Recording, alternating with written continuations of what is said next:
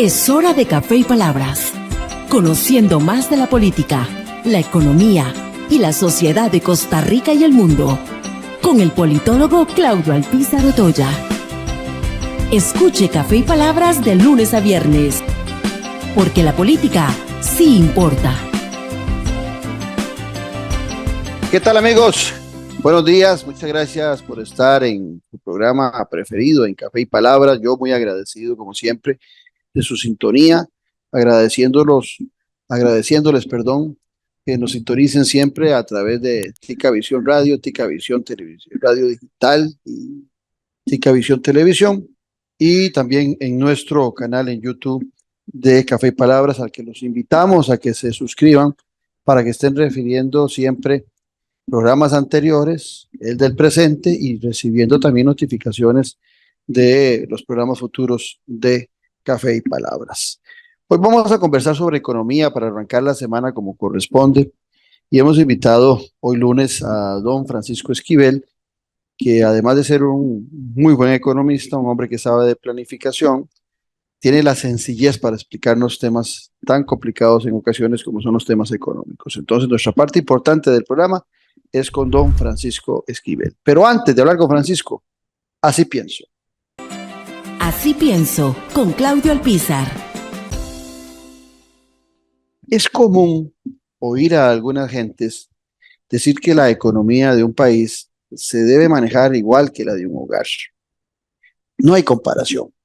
No hay comparación en primera instancia porque los ingresos que tiene un Estado o las posibilidades que tiene un Estado de adquirir créditos y recursos no son las mismas que usted puede tener en su hogar.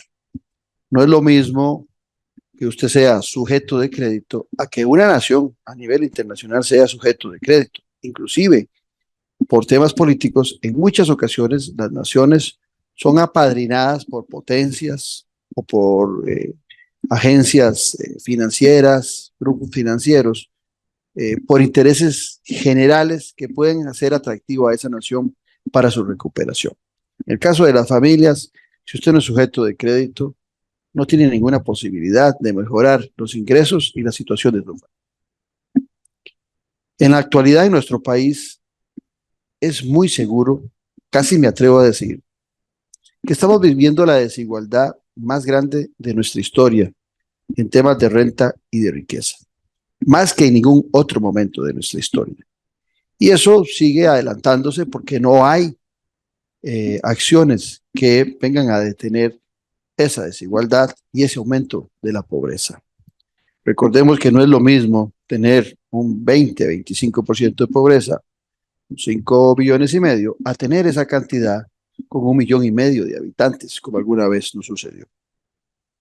El capitalismo es un muy efectivo sistema económico que genera riqueza, pero como se alimenta de las ventas, se preocupa muy poco de la distribución. La distribución razonable de los ingresos le toca hacerlo a un Estado fuerte y eficiente.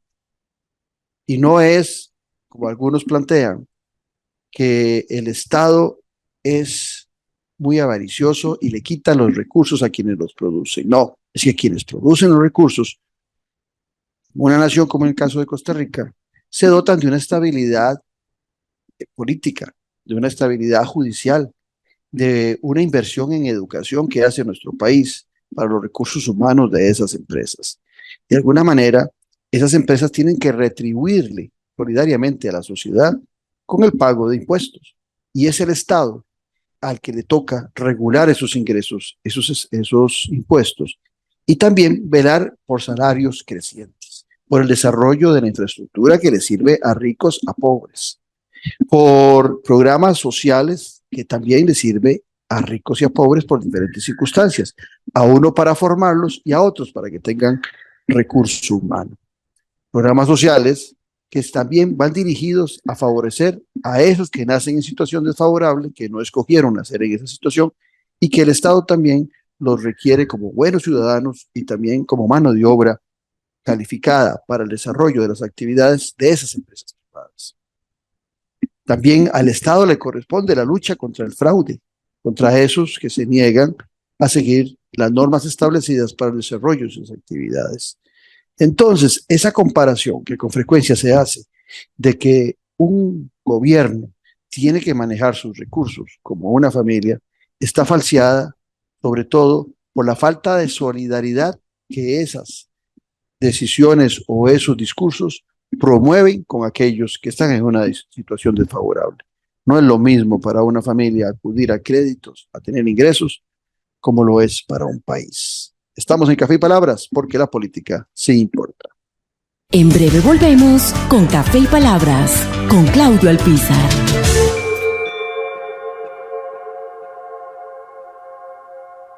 Productos 100% naturales y de producción nacional. Cosmética natural. Suplementos naturales. Alimentación and Wellness. Para adquirir nuestros productos ingresa en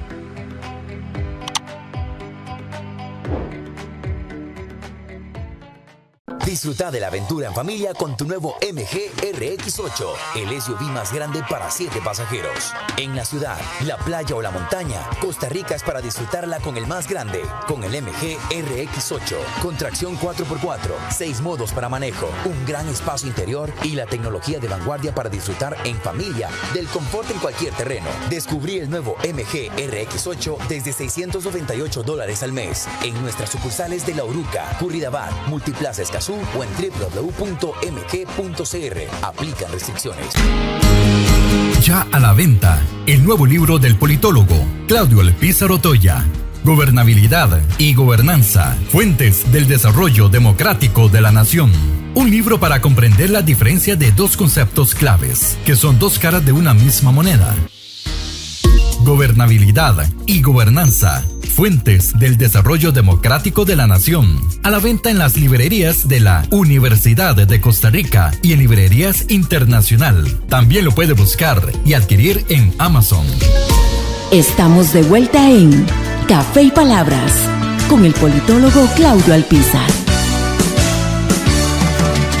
Bueno, como les prometimos, está aquí con nosotros don Francisco Esquivel, economista, quien fuera también viceministro de Planificación, y eso le da a él no solo la visión económica, sino también la importancia de lo que representa la planificación en el desarrollo de una nación. Además de eso, como les decía al principio del programa, en la presentación, tenemos la ventaja de la facilidad que con que nos explica los temas económicos más sofisticados, Francisco. Francisco, gracias por atendernos siempre cuando te invitamos a Café y Palabras. Con mucho gusto, encantado de estar aquí de nuevo con vos y con el público que nos está oyendo para compartir estos temas económicos que siempre están dando de qué hablar, ¿no?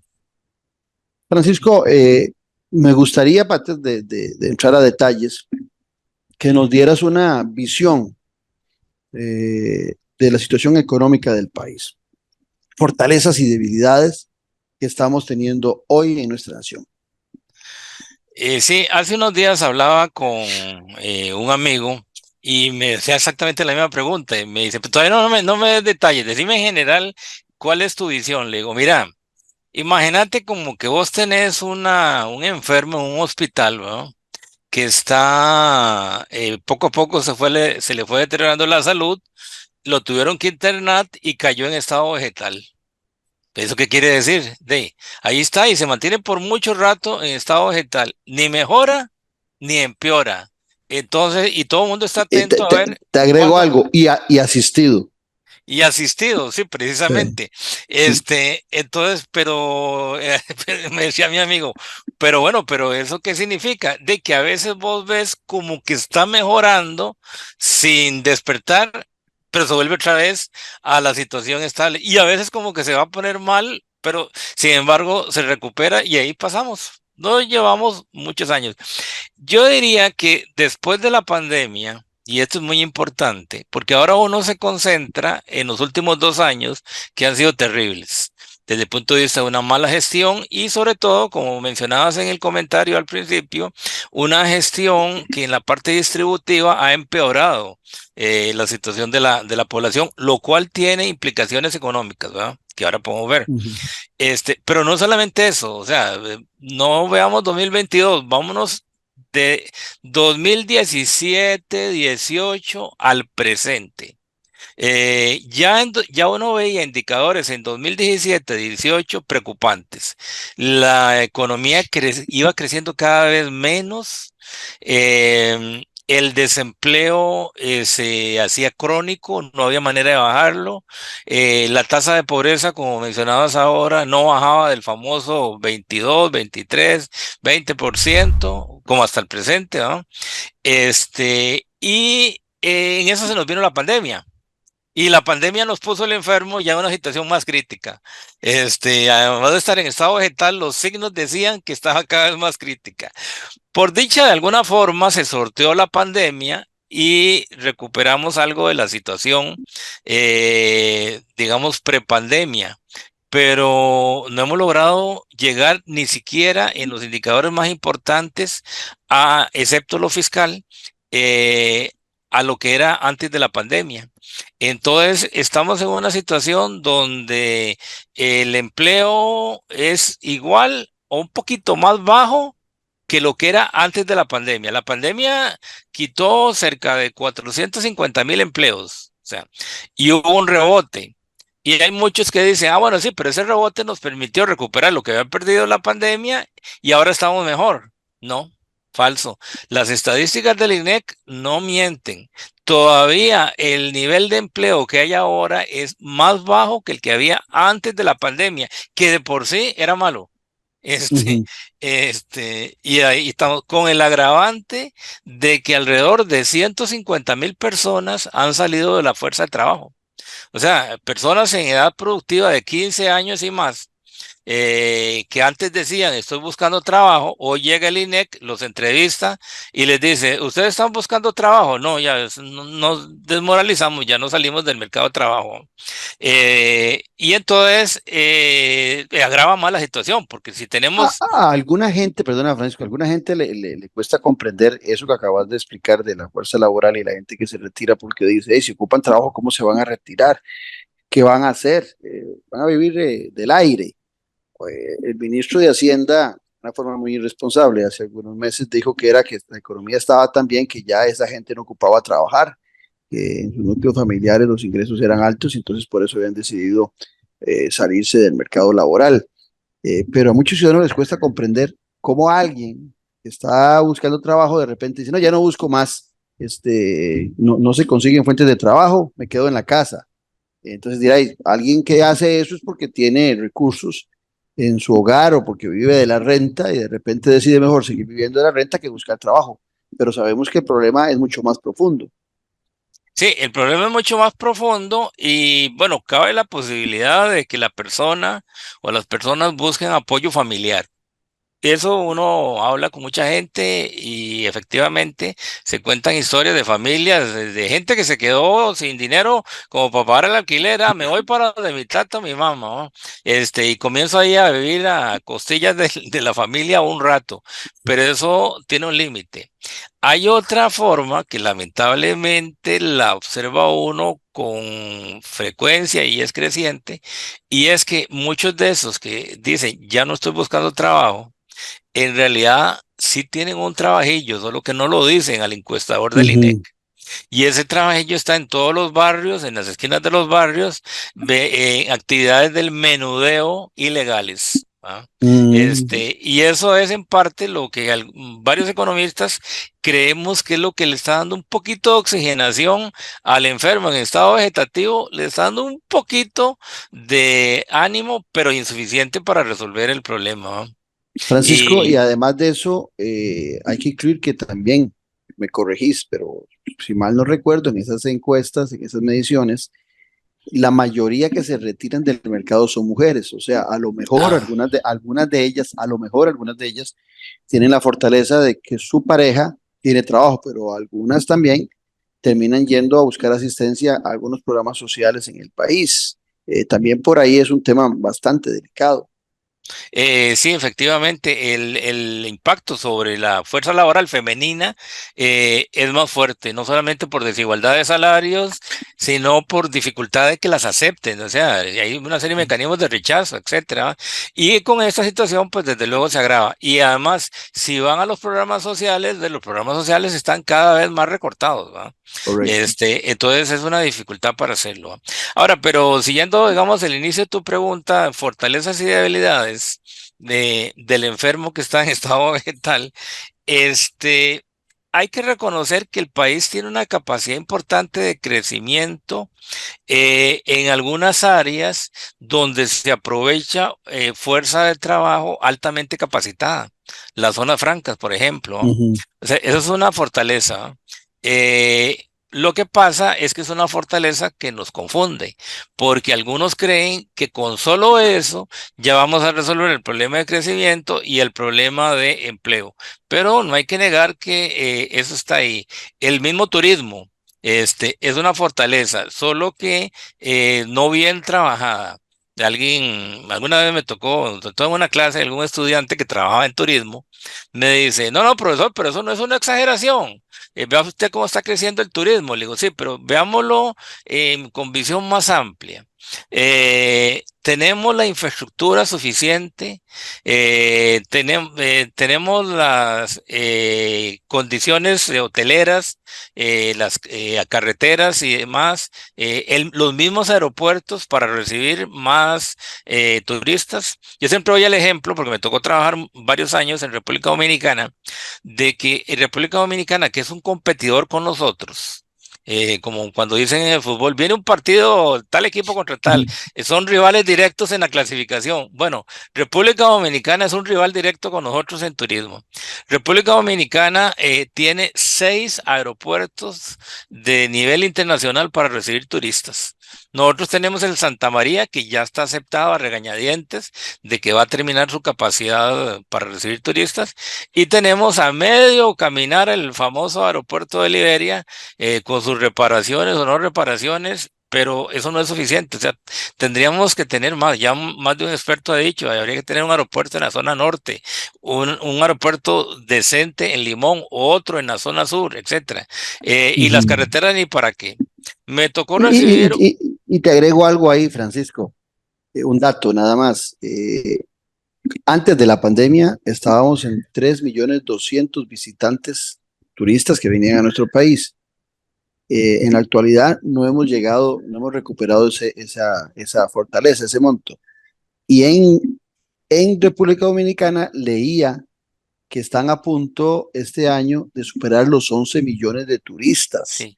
Eso quiere decir también que con esos aeropuertos y con las políticas en República Dominicana, un país más pequeño, que es más de playa, que tiene menos fortalezas para los visitantes que las que tiene Costa Rica, pero con infraestructura, casi tienen 4 veces nuestro turismo. Totalmente. Y tal vez el ejemplo más claro para contrastar esto son las carreteras, ¿verdad? República Dominicana tiene ya un periodo, yo creo que alrededor de unos 15 años o más, de estar construyendo carreteras, pero de una manera muy rápida, para mejorar el traslado de un lado a otro. Por ejemplo, se construyó, hay una zona lindísima en la parte norte del país, que es la Bahía de Samaná. Es un centro de desarrollo turístico muy importante. Los turistas, para ir de Santo Domingo a la Bahía de Samaná, tenían que dar una vuelta o por el norte o por el este. Entonces dicen, no, vamos a construir una carretera. Bueno, pero ¿qué hacemos? Busquemos financiamiento, organismos internacionales, lo que fuera. Y en cerca de 3 años ya hay una carretera directa que une Santo Domingo con la Bahía de Samaná. El norte de República Dominicana también tiene mucho atractivo turístico, pero tenían una carretera que sería como el equivalente, digamos, a nuestra carretera, a San Ramón. Era de 2 carriles, la famosa carretera que une Santo Domingo con Puerto Plata.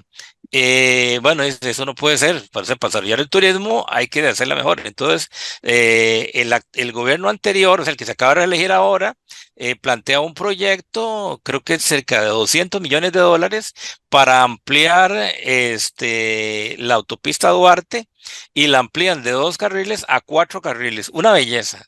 O sea, ya ahora uno se puede trasladar en 2 carriles para el norte o 2 carriles para el sur, etcétera. Y estos son uno de los puntos que los analistas incluso han considerado importantes para la reelección del presidente Abinader. Porque República Dominicana crece en buena medida por el impulso que le está dando la inversión en infraestructura. O sea, construyen carreteras, hacen ampliaciones, amplían la infraestructura de salud y educación. A mí me tocó trabajar con el BID en proyectos de educación allá en República Dominicana, y es increíble los planes que tienen para aumentar aulas en un colegio, en una escuela, o simplemente construir escuelas y colegios nuevos. Crecen por todo lado.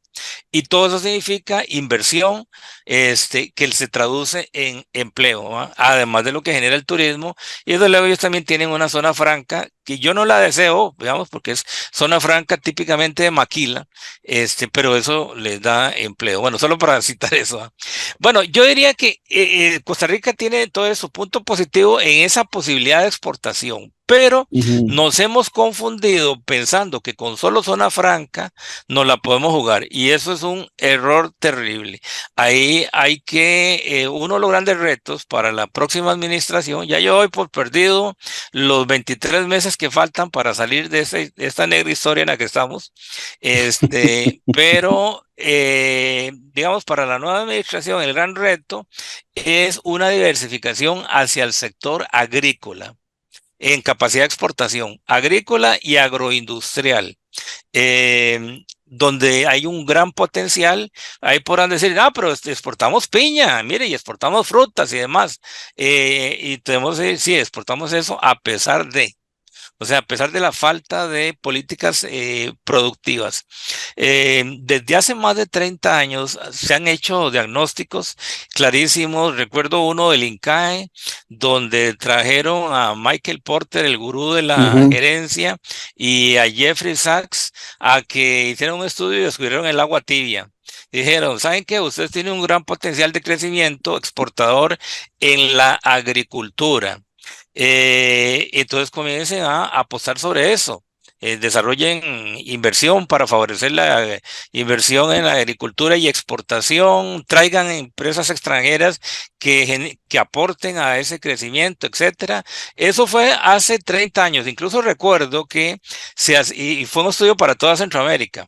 Porque hay una cuestión muy interesante. Lo que han dicho varios estudios es que Centroamérica puede desarrollar un gran potencial exportador integrada en la parte agrícola, ¿no?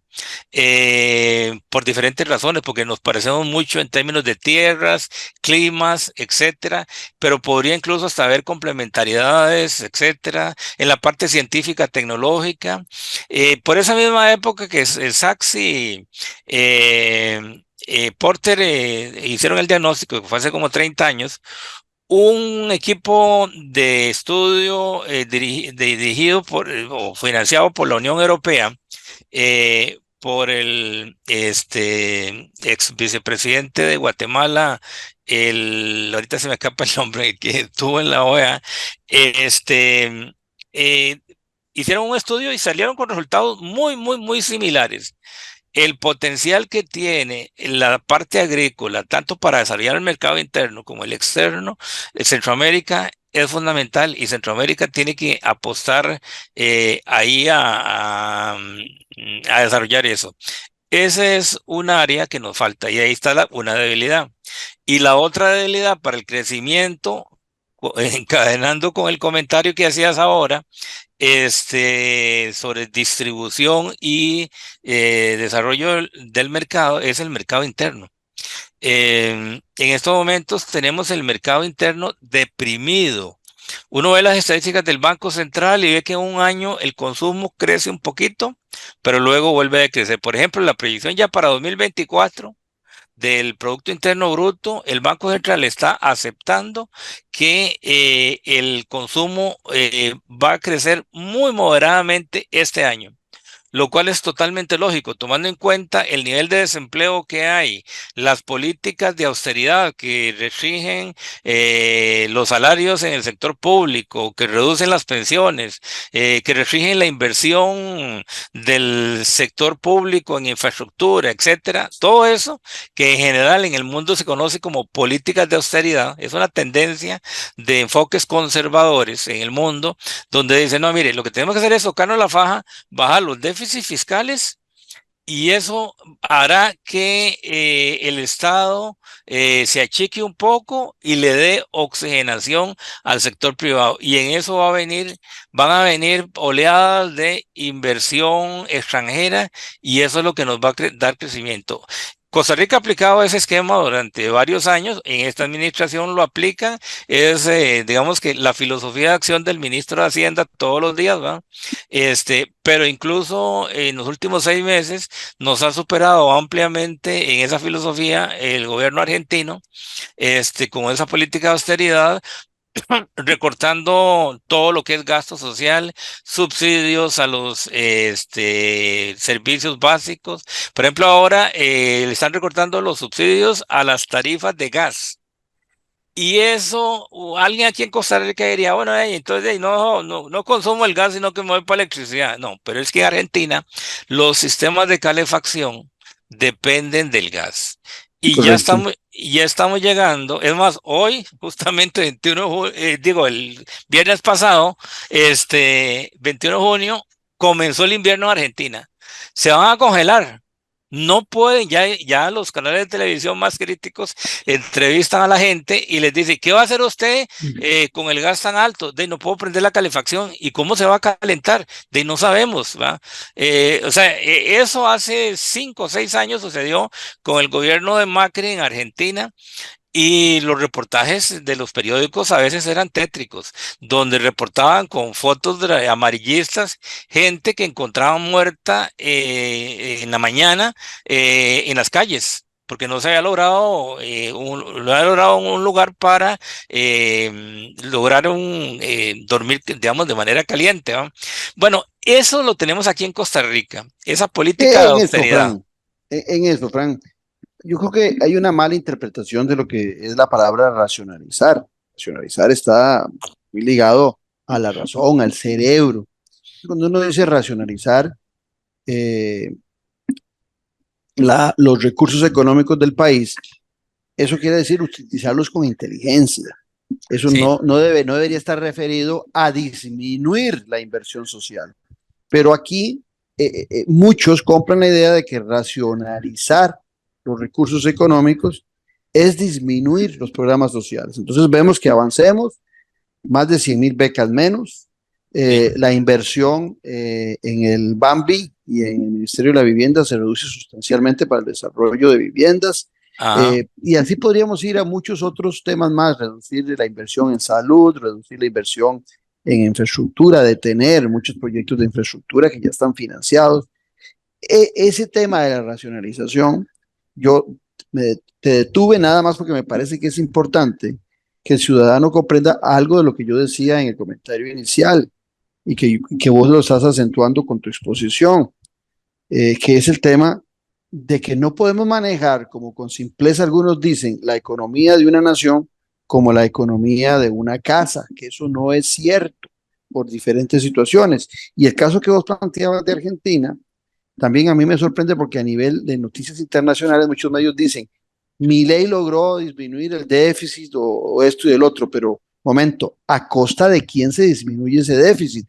Ese es el gran problema. Entonces, si queremos comparar una economía nacional con una economía familiar, como hacen algunos, bueno, unos padres podrían disminuir el déficit no mandando a sus hijos a estudiar, ponerlos a dieta estricta en el sentido de que no coman 3 veces al día, sino solo una, apagándoles el internet para que no estudien o quitándolo de la casa, o sea, podrían quitar un montón de servicios que el padre y la madre tienen que dotar a la familia y entonces, ahora sí nos alcanza la plata, pero a costa de, Francisco. Sí, Justamente el pronóstico para ese año en Argentina, ya voy al tema de Costa Rica, pero el pronóstico para Argentina de crecimiento es negativo.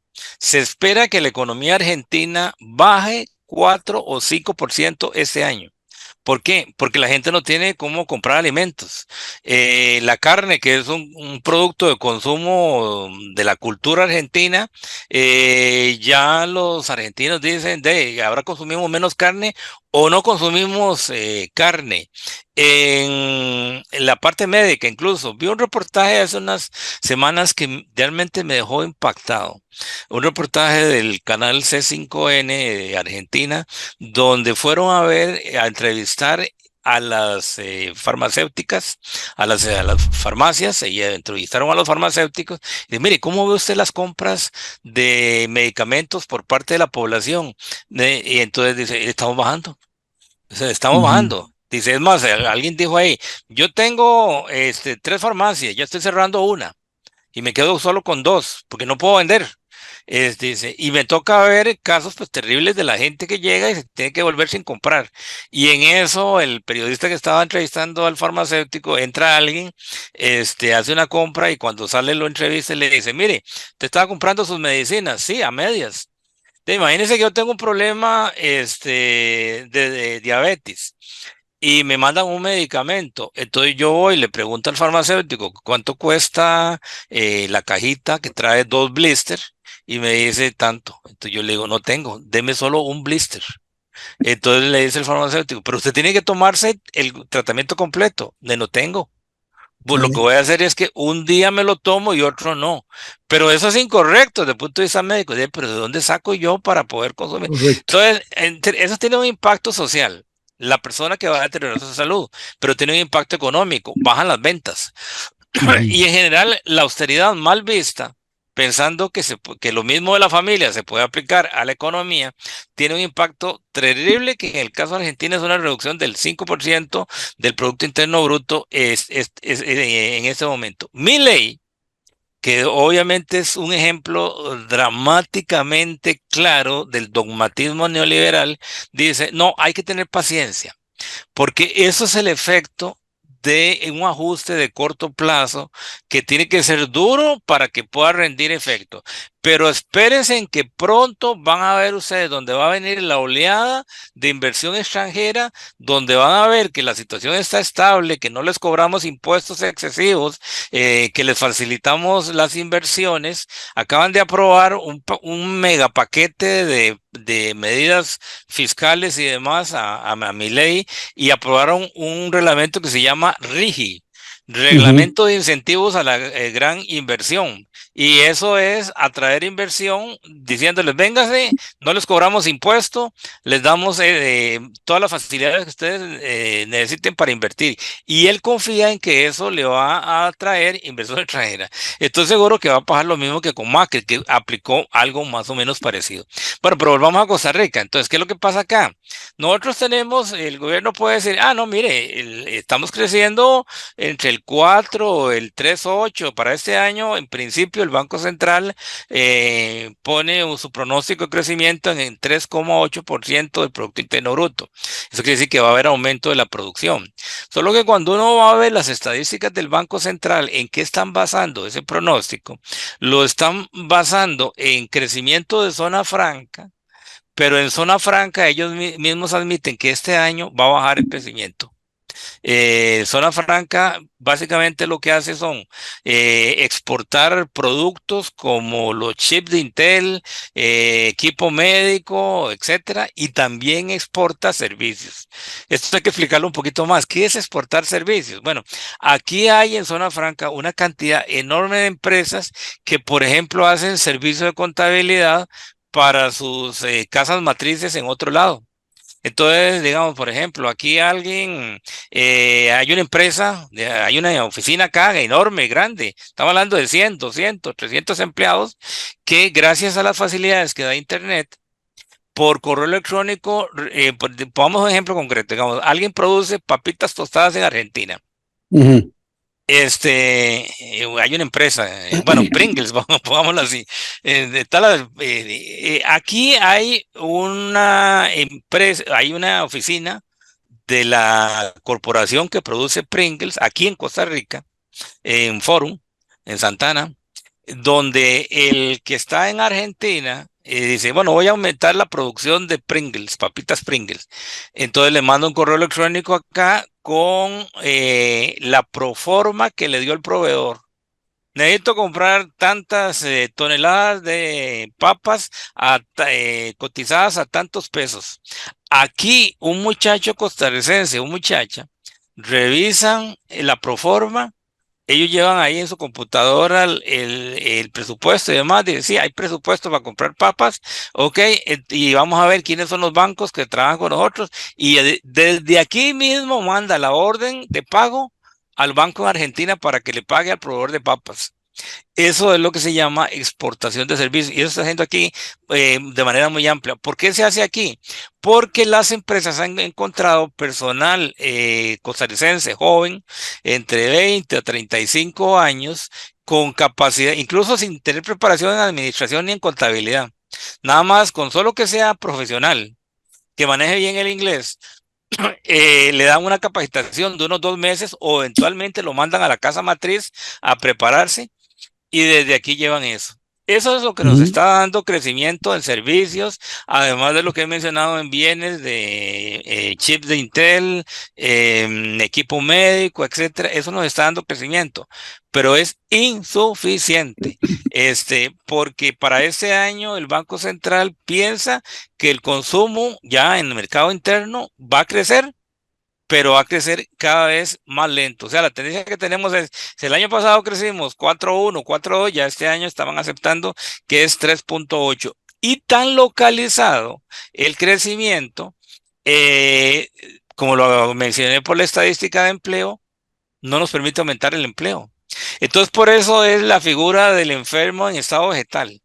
Si usted lo ve de una cierta forma, está generando empleo, pero para un segmento muy específico de la Muy población. Si específico. lo ve de otro lado, no está generando empleo. ¿Ya? El 77% de la producción en Costa Rica se genera en el área central del país. Para ponerlo gráficamente, de San Ramón a Paraíso.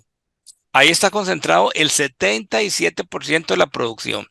El resto, zona norte, Atlántico, sur, Pacífico, Guanacaste, etcétera, producen, pero de manera muy limitada, teniendo potencial agrícola, de Claro. desarrollo del turismo, etcétera. Entonces, Recuerdo a muchos precandidatos, en el caso de Liberación, candidatos a nivel nacional en las elecciones pasadas, acentuando mucho sobre el desarrollo de zonas francas en estas latitudes no urbanas, saliéndose de esa área meseta central que vos hacías referencia. Pero vamos a ver, es que la posibilidad de las zonas francas, vos lo decías al principio, es para un personal calificado, con altos estudios en diferentes áreas. Y por otro lado, nosotros tenemos muy abandonado toda la producción agrícola que es fundamental para generar empleo y recursos en esas áreas que, como bien lo planteabas, son meramente dedicadas al agro y ahí no hay crecimiento sustancial en el empleo, ni siquiera en los ingresos y los recursos de quienes están en esas actividades. ahora, hay otro elemento importante a considerar con esto, es la austeridad. Ya vimos que la austeridad no implica automáticamente inversión y crecimiento. Esto está claro. Aquí lo estamos viendo y dramáticamente magnificado en Argentina. Pero veámoslo desde el punto de vista financiero, que hay poca gente que le ha puesto atención a lo que voy a mencionar. Creo que fue aquí en este programa, o no sé si en una noche sin tregua, pero creo que fue aquí en Café y Uh -huh. Palabras, que hace medio año más atrás comentamos un artículo, vos mismo me preguntaste por un artículo que publiqué que se tituló Superávit fiscal para qué. Lo ¿Ah? recuerdo. Bueno, ahí además de mencionar lo que acabo de decir, que en realidad tener un superávit fiscal, si significa recortar el gasto en la parte social, si significa recortar el gasto en infraestructura, eh, eso más bien tiene un impacto negativo, pero también hice un pronóstico. Y no es por echarme flores en este momento, pues ese pronóstico se está cumpliendo en este momento. Y yo dije, ese superávit fiscal no es sostenible. O sea, tan cacareado y le dan premios al ministro por haber logrado eso y toda la cuestión, pero eso no es sostenible. Y vos me preguntaste, ¿por qué no es sostenible? Bueno, la respuesta es porque se está haciendo a base del recorte de algo que es necesario, por una parte, y se está haciendo sobre la base de una recaudación de impuestos que es débil. Los dos efectos ya se están viendo ahora. La recaudación de impuestos se está cayendo en el último año. De hecho, la recaudación de impuestos de 2023, si nosotros la comparamos con el 2022, cayó 150.000 millones de colones por dos razones. Primero, porque la recaudación por IVA, o sea, por impuesto de ventas y por impuesto de renta ha caído. Y eso tiene una explicación incluso con lo que hemos mencionado anteriormente. Si usted basa su modelo de crecimiento en zona franca que no paga impuestos, y eso es lo que le da crecimiento del 3.8, usted podrá crecer, pero genera simultáneamente la anemia de la recaudación tributaria en Hacienda. Entonces, desde el punto de vista fiscal, no gano mayor cosa con que zona franca crezca, pues no me va a pagar impuestos. Y si tengo deprimido el resto de la economía, en la periferia del país, en la parte agrícola y demás, y tampoco me van a pagar impuestos, ya tanto por el IVA como por la declaración del impuesto a la renta, primero. Y segundo, ya admitido por Hacienda, la baja del dólar supone que los productos importados que pasan por aduana, al ser valorados con un dólar más barato, obviamente van a pagar menos IVA, menos impuesto de venta y menos impuesto específico de importación. Entonces eso tiene un impacto que algunos han estimado en cerca de 80, 90.000 millones de colones. O sea, es interesante la descoordinación en las políticas económicas. El Banco Central por un lado y Hacienda recibiendo el impacto por otro lado. Y incluso el mismo ministro de Hacienda ha dicho, y esto no se compensa por el hecho de que al bajar el dólar tenemos que pagar podemos pagar intereses externos más bajos. No, es más fuerte la pérdida por recaudación. Entonces, ojo, la debilidad del sistema tributario se está haciendo evidente, uno. Y dos, de ahí es claro que no podían sostener un recorte del gasto tan fuerte Drástico.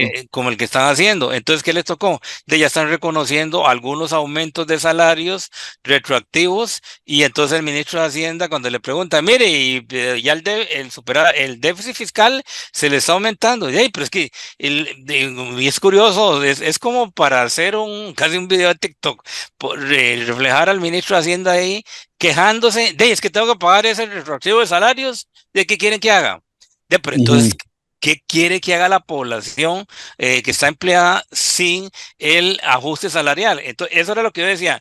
Ese recorte, ese congelamiento de salarios, ese recorte en gasto social, no lo van a poder sostener. Por lo tanto, en algún momento va a tener que volver a aumentar el gasto, tanto en salarios como el gasto social. Y cuando eso aumente, se les viene abajo el déficit fiscal y ahí lo tenemos. El reporte del año pasado del déficit fiscal, habíamos logrado pasar de un 8% respecto al PIB del déficit fiscal en la pandemia a un 2,5%. Eso fue parte del mérito para que le dieran el premio internacional al ministro. Ok. Ahora, el año pasado... Lo van a tener que quitar. Se lo van a tener que quitar porque ya si era 2,5 en el 2022, ahora cerró con 3,3%, o sea, 0,8% más de déficit fiscal y creciendo. Entonces ahí está claro, el déficit no era sostenible. Vamos a un corte comercial y ya regresamos con don Francisco Esquivel a seguir hablando de la economía costarricense aquí en Café y Palabras, porque la política sí importa. En breve volvemos con Café y Palabras, con Claudio Alpizar.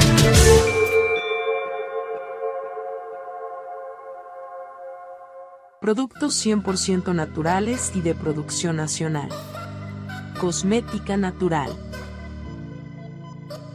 Suplementos naturales. Alimentación and wellness. Para adquirir nuestros productos ingresa en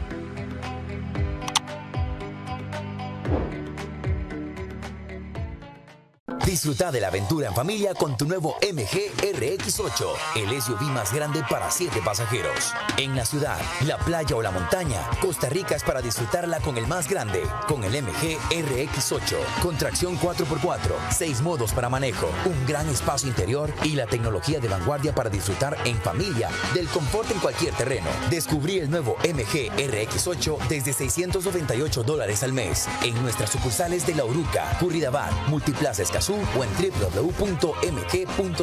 Aplican restricciones. Ya a la venta, el nuevo libro del politólogo Claudio El Pízaro Toya.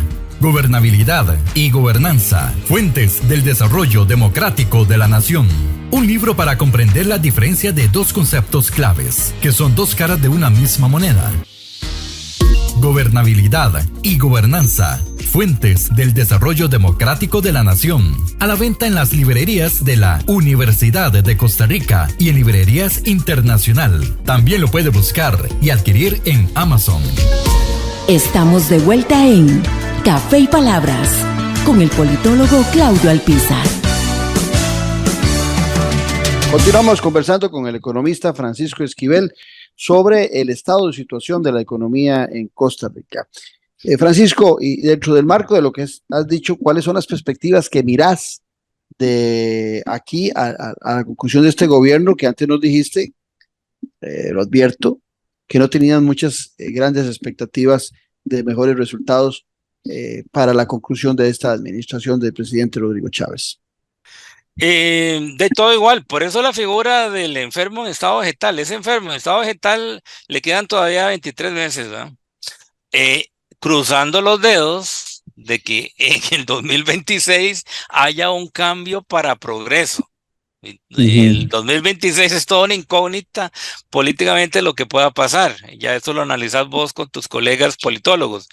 Pero si uno ve la actitud de Zapote, la forma como se mueve Hacienda, el Banco Central y en general los principales ministros que tienen que ver con, y ministras que tienen que ver con el tema económico, no hay una voluntad de cambio. ¿Dónde está la política para impulsar la producción agrícola, agroindustrial? ¿Dónde está la política para recuperar el gasto social en la parte crítica, como lo decías vos, becas, pensiones del régimen no contributivo? ¿Dónde está la política para darle al Ministerio de Transportes más recursos para atender la infraestructura vial? El panorama es tétrico. Y ve, yo que soy porteño, lo decía hace unas 2 semanas en una actividad de la UNA que me invitaron. Vea, le voy a poner gráficamente el ejemplo de un porteño que le encanta ir a darse su calentadita allá a Punta Arenas o algún fin de semana, y yo no paso pero ni loco por el puente de Barranca, porque yo sé que el puente de Barranca está falseado, en cualquier momento se cae, y el MOB no ha hecho la inversión para la recuperación, y así hay un montón de puentes, por no hablar de la cantidad de huecos que tenemos que hacer. A principio de año recibí unos amigos de una de mis hijas, amigos de Escocia, quedaron encantados con el país. Lo llevamos a diferentes lados, al Irazú, a las playas y demás. Y ya cuando nos estábamos despidiendo ahí en el Santa María, bueno, a ver, sean francos. Opinión del país, lindísimo, encantado, pero hay una cosa que no nos gusta. Hay unas 2 cosas que no nos gustan. Muy caro y el horror de carreteras que hay. Sí. Todo el mundo lo dice, pero está clarísimo. Bueno, entonces, ahí es donde está, donde uno ve la falta de voluntad. Ejemplo concreto de los últimos días, por no decir horas. Está a punto de reunirse la comisión de enlace que es la comisión, es la reunión de ministro de Hacienda, ministro de Educación, ministro de Planificación, con los rectores de las universidades públicas. Sí, ahí están en ese tema. Sí, estaban comenzando a reunirse, ¿no? Y lo primero que hace el ministro de Hacienda es mandarle un mensaje a la ministra de Educación diciéndole, vea, para el FED del año entrante, yo lo más que le puedo ofrecer es un aumento del 0,5%, que eso son como 40.000 millones de colones, que eso no da ni para los pasajes. Le está diciendo nada. Cuando ya las universidades vienen aguantándose, yo no sé si está correcto o no correcto, pero vienen varios años aguantándose los recortes. Y al final hacen ahí alguna que otra y firman un papel donde dicen que el año entrante vamos a recuperar y llega el año entrante y les vuelven a dar. Y después viene el siguiente año y vuelven a firmar otro papel diciendo que se van a recuperar y les vuelven a dar. O sea, ese es un ejemplo ya inmediato ahora de que no hay voluntad para cambiar. Y ni para qué decir el recorte de cerca de 60.000 millones de colones que ya el ministro de Hacienda le anunció a la ministra de Educación le va a hacer para el presupuesto 2025. Tras de que tenemos cerca de 1.000 escuelas con orden sanitario de cierre, tenemos a los maestros y profesores con salarios congelados. No hay condiciones para mejorar las actividades en general de educación. Viene el ministro y le dice, vamos a recortar más. Entonces, de todo eso, ¿cuál es la señal que se está dando por parte de la administración? Vamos a continuar igual. Entonces, a mí me preguntan, ¿de qué opinas vos? Primero que nada, vamos a seguir con el poquito de crecimiento de zona franca. No va a haber reactivación del mercado interno porque no hay políticas para darle ingresos a la gente. No va a haber reactivación de la parte agrícola, agroindustrial. No va a haber un verdadero cambio en la estructura tributaria. De tal manera que se mejore la recaudación, porque aquí el tema en la parte tributaria no es tanto cobrar impuestos nuevos, sino que se cobre lo que está establecido. La Contraloría General de la República, que ahora la quiere el gobierno poner pintada en la pared, ¿va? La Contraloría General de la República ha dicho reiteradamente a la Dirección de Tributación Directa, vean, ya ha pasado demasiado tiempo donde una parte, no todos, pero una parte de los 100 grandes contribuyentes del país están reportando pérdidas o cero utilidad. ¿Y qué es lo que hace usted en dirección de tributación? Le pregunta a la Contraloría. Y que yo sepa, no hubo respuestas. Entonces, necesitamos un ministro de Hacienda en el 2026 que llegue y llame a cuentas a la Dirección de Tributación y diga, a ver, ¿qué pasa con los grandes contribuyentes? Porque estamos pagando salarios asalariados de ingreso bajo, pensionados de ingreso bajo, pequeñas y medianas empresas. O sea, a todo mundo lo están apretando. Conozco una pequeña empresa que da servicios de computación de muy alta calidad, incluso exportan servicios, ¿verdad? Y yo les pregunto, ¿cómo les va? Bien, solo que aquí, como cada 3 semanas nos cae tributación. Y nos tiene, pero con la soga, a mecate corto, ¿va? Entonces me decía el gerente de la empresa, yo espero que a todo mundo le hagan igual, digo, estás equivocado, porque los que deberían de estar contribuyendo, pareciera que no lo están haciendo. Bueno, eso por ejemplo, ¿va? Y para terminar, mi tema siempre permanente, que yo creo que es terrible, otro elemento importante para mejorar las finanzas públicas es, por favor, algún momento, ojalá sea en el 2026, sienten a las entidades del Estado, sobre todo las financieras, apliquen el látigo y oblíguenlos a cobrar tasas de interés normales. Las entidades del Estado, sobre todo las financieras, le están cobrando al gobierno central tasas de interés de usura por la deuda interna, y ahí tenemos una cantidad enorme de recursos que se está perdiendo. No tiene ningún sentido, como dice un amigo, es como sacar la plata de la bolsa izquierda para pagársela a la bolsa derecha, con el agravante que está dejando la bolsa izquierda empobrecida, o sea, con un déficit mayor, ¿verdad? Entonces, síntesis. Yo no veo, y estoy segurísimo, que nos vamos a mantener con el enfermo en estado vegetativo hasta el 8 de mayo de 2026, esperando que llegue un equipo de médicos diferente en el 2026 y cambie las cosas, porque si no, en realidad la acumulación de problemas es serio, o sea, cada vez se va a hacer más serio el asunto. Sí, lo que pasa es que una conclusión que saco yo es que siendo el presidente economista y haber estado en el Banco Mundial, su receta del Banco Mundial es la que está implementando sin darse cuenta de que lo que está haciendo es calentando una olla de presión social que en determinado momento puede resaltar los grandes problemas que se han venido acumulando por ese tipo de decisiones, de esa visión tan economicista, lejana de la importancia de luchar contra la pobreza y la desigualdad en nuestro país. Francisco, como siempre, agradecerte la gentileza de atendernos.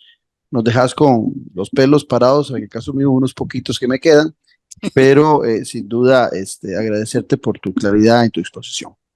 Con mucho gusto, encantado de estar aquí y pues a la orden para cualquier otra oportunidad. Así será. Y a ustedes las gracias, los esperamos mañana al ser las 10 aquí en Café y Palabras, porque la política sí importa. Esto fue Café y Palabras, porque la política sí importa, con el politólogo Claudio Alpizar Otoya. Escuche Café y Palabras de lunes a viernes, porque la política sí importa.